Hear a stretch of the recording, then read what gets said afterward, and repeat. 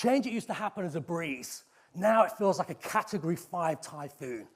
And your clients are suffering from extreme FOBO, fear of becoming obsolete.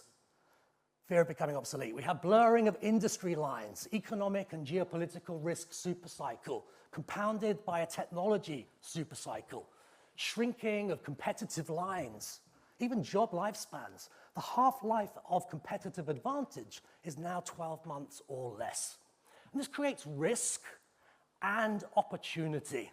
And I think a key reflection this morning is when volatility is high and today is the slowest it will ever be in our lifetime, sometimes not taking a risk could be a risk. The data backs it up. 1 in 2 CEOs worried about becoming obsolete over the next 10 years. 76% of CEOs believe that those with the most advanced AI will have a distinct sustainable advantage. And the gap is a mindset gap. 28% of CEOs said they don't believe their organizations have the right mindsets, cultures, assumptions to translate complexity into clarity.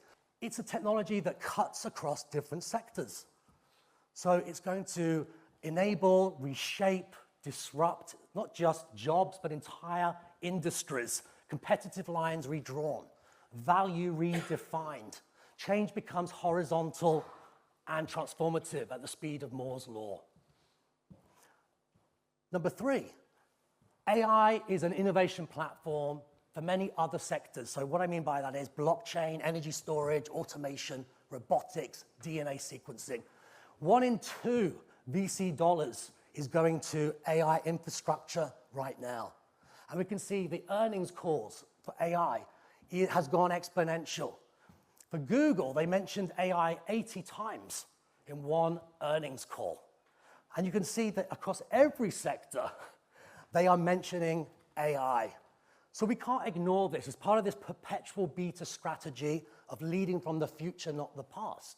You've got to have a point of view on AI as part of that narrative and start experimenting, start iterating, start before you're ready or don't start at all. The biggest risk today is not change itself. It's not even AI or automation or industry convergence. It's acting with yesterday's logic. I was born in the late 1960s. Do we have any late 1960s? Great, solidarity. And I grew up in a complicated world. My first computer was a Commodore 64. Remember that? It was great. It would take about an hour to load up a game. And inevitably, at about 57 minutes, it would say syntax error. And you didn't know any different, and you'd reload the game. It was a different world. It was a complicated world. It was kind of linear, predictive, fluid. Now we're in a complex world, non-linear, surprising, shocks upon shocks, sectors colliding with sectors, competitive lines redrawn.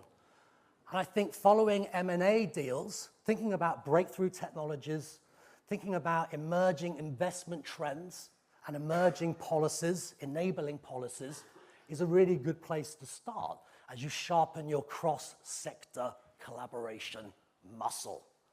And we can see here some real mega deals happening across all sectors, potentially reaching over $3.5 trillion by the end of this year, with some high hopes and hubris for 2025. The biggest risk is not change itself. Well, there are 3 reflections for you to take away today. Number 1, what are your billion-dollar beliefs? A billion-dollar belief is a clear-eyed conviction on mega trends that are here to stay, structural and sectoral. And when you have coherent billion-dollar beliefs as a firm, it gives you laser-like focus. It helps you to turn disruptors and mega trends into milestones. It helps you to turn disruption into a tailwind for laser-like focus or strategic courage or sustainable value creation. I would argue that there are 3 universal billion-dollar beliefs that are overwriting the way that we work today, stepping into the shoes of your clients. Number 1, here to stay, structural, is optimize reality. And what I mean by that is going from doing digital to being digital. IT spending as a percentage of global GDP jumping from 5 to 10% over the next 5 years. Cloud services industry jumping to about a $3 trillion industry by 2035. An example, I was at John Deere recently in Illinois, and this is a company with a 250-year history. And they have a tech-focused strategy. And I always say to clients, don't tell me your strategy. Show me your partnerships, show me your investments, show me your acquisitions, and I'll tell you what your strategy is. And at John Deere, they make tractors. Their strategy is agility, agility, agility. What they're doing is investing in robotics, sensors, AI to reduce the amount of fertilizer that's wasted, for example. It's a company that's pivoted to the future. Another example in optimized reality is the new strategic partnership between T-Mobile and OpenAI. They've created an intentional, proactive AI decisioning platform that will proactively solve customer pain points. It's called Intent CX. These are companies that are harnessing optimized reality. And the takeaway, the reflection for you is, are your billion-dollar beliefs aligned with your sector's billion-dollar beliefs? Number 2, ethical impact. The writer George Orwell of Animal Farm in 1984 would have relished these times. We have meme warfare, alternative facts, truth decay, deepfake technology. 10 out of 15 industries have suffered major trust breaches over the last 5 years. We've got some big names out there: FTX, SVB, Theranos, Boeing Max 737. What your clients want are 3 things when it comes to ethical impact: truth, transparency, and trust. And I think ethical leadership, moving from growth at any costs to social and business value within planetary constraints, will become a real billion-dollar belief, a major strategic imperative for your clients. So, optimized reality, going from doing digital to being digital, going from fragmented control to networked resilience.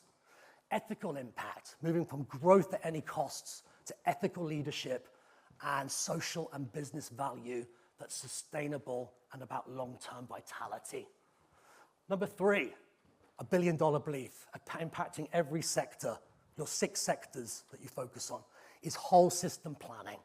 What I mean by that is moving from linear consumption to business models that are restorative, reparative, regenerative in nature, click values, clean, lean, inclusive, and circular. The takeaway for you for reflection number 1, to find the upside in disruption, is to have a conversation, to start a narrative around what your client's billion-dollar beliefs are. This is a great framework to get started today.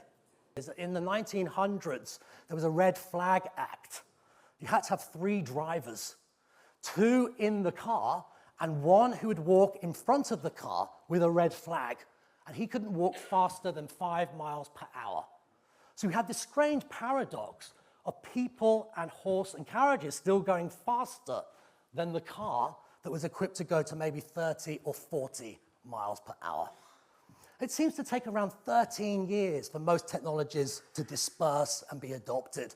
And by 1913, you can see the world is completely flipped. There's just 1 horse and carriage. The takeaway for you is that we always overestimate the risk of doing something new, trying something new, a new way of thinking, a new way of working, for example, harnessing AI, a new way of looking at the world, challenging outdated assumptions about your firm's value proposition or the clients that you're working with. We always overestimate the risk of doing something new and underestimate the risk of standing still. If there's one message, one call to action, one call to reflection that you take away this morning, it would be that.